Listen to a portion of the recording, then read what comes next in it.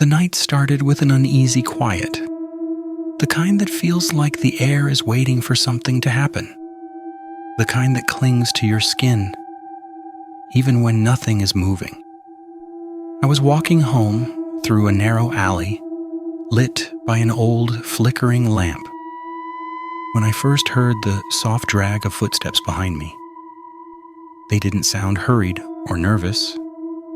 They sounded patient, almost rehearsed, as if the person knew exactly how close to stay without revealing themselves. I didn't turn around at first. Every instinct told me that acknowledging it would make it worse. But the footsteps kept matching me. Step for step, breath for breath that wasn't mine. When the wind shifted, or I felt the faintest pull of cold air touch the back of my neck, and something inside me tightened. It felt like being watched by someone standing inches away, but refusing to speak. I finally turned. And that was the moment everything changed. At the end of the narrow alley stood a figure wearing a long coat that touched the ground. The head was slightly tilted, like someone studying a detail they shouldn't be able to see from that distance. A glint passed over the lower half of the face, something reflective, something curved.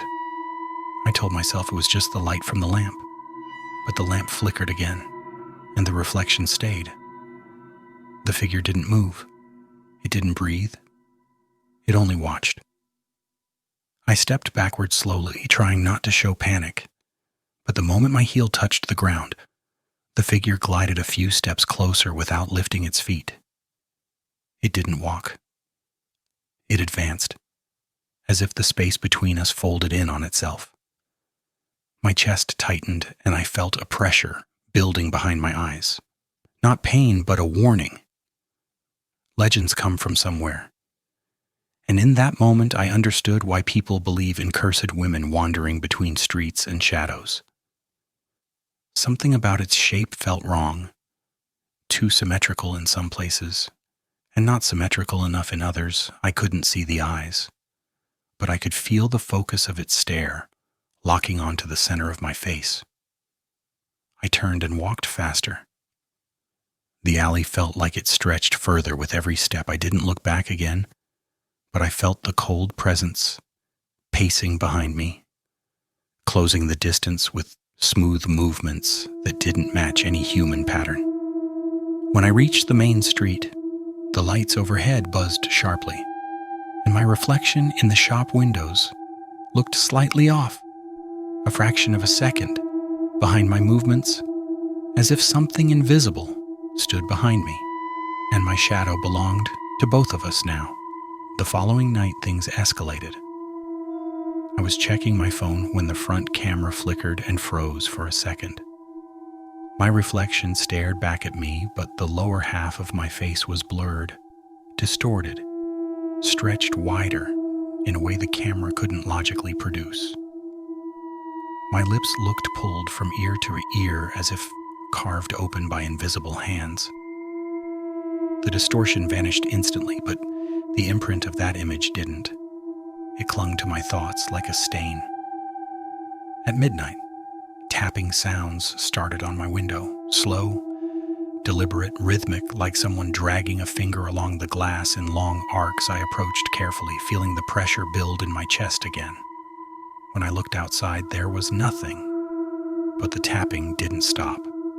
It moved across the window pane in patterns that formed curves, not random streaks. Symbols I didn't recognize. Marks that looked like stylized smiles repeating in arcs. The next day I saw it again. This time not in an alley, but in a crowd. People moved around me, talking, laughing, living their normal lives. And yet in the middle of them stood the same figure from the alley, same coat, same tilt of the head, same stillness. No one else reacted. People walked past it without noticing. But when I blinked, it was suddenly standing closer, then closer again, each time reducing the space between us, without crossing the ground. My hands started shaking. Something primal whispered that This wasn't a haunting, it was a pursuit. That night, the mirror in my hallway fogged over on its own. No temperature change, no steam. Just a slow creep of condensation forming a vertical streak down the center. Then another parallel streak, then a curve, a shape, a smile forming itself without a hand touching it. My breath caught in my throat as the outline stretched impossibly wide, and for a moment I felt a sensation like invisible fingers gripping the edges of my jaw. From inside my head, I staggered backward, but the mirror didn't clear.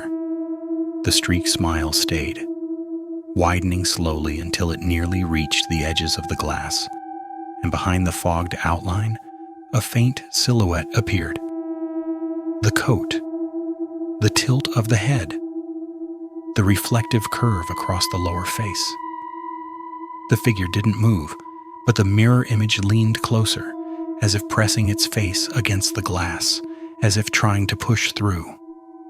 When I fled to the living room, the lights extinguished one by one. Not all at once, but sequentially, as though the figure was walking through the rooms behind me, passing each light and draining it. I stood still in the darkness, waiting for breath or movement. Nothing came, no sound, no footsteps.